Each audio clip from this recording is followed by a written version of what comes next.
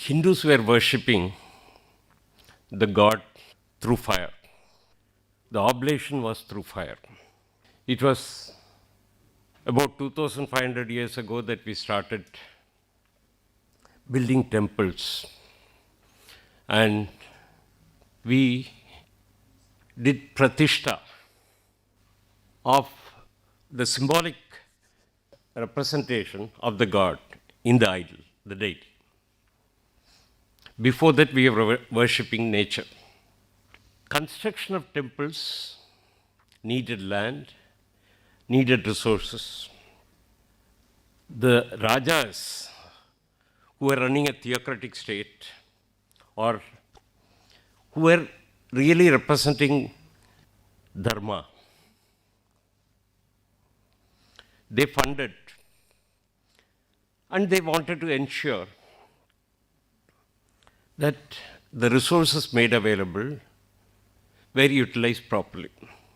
That is said to be the origin for some kind of a state control. As was said a little while ago, between the 5th and 12th centuries,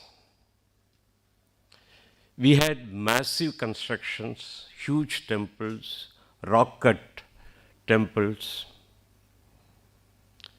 and through devotion of the people and munificent contribution from the rajas and the wealthy, these temples came up.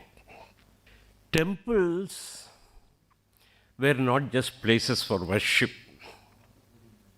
That was, of course, one of the prime reasons.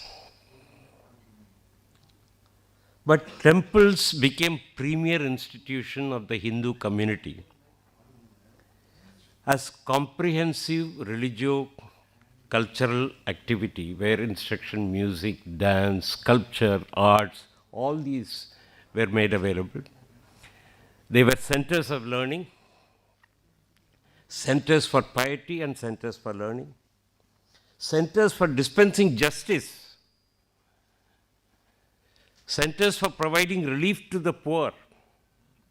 So temples had a very, very important role. Our scriptures ordained Ishta and Purta. Therefore, you had one sacrifices, Vedic sacrifices. You also had substantial contribution for development of tanks, wells, etc. You will find next to the tank a small Ganesh. Similarly, you will find people used to donate for chowtries, dharmashalas, for treatment of people, for shade trees. And in Tamil Nadu, we call it Sumaidangis, that is for where the person who is walking with burden, he could rest the bag on top of that and then walk, take rest for some time and walk.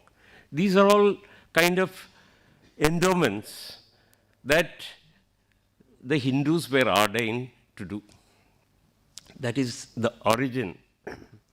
Simultaneously, when there was a renaissance with Shankara, he set up the mutts. Mutts were not known earlier. There were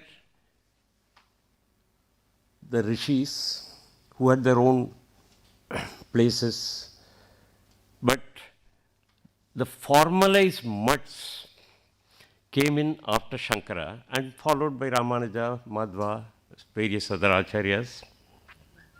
And considerable endowments were granted by the kings, by the wealthy, for these also.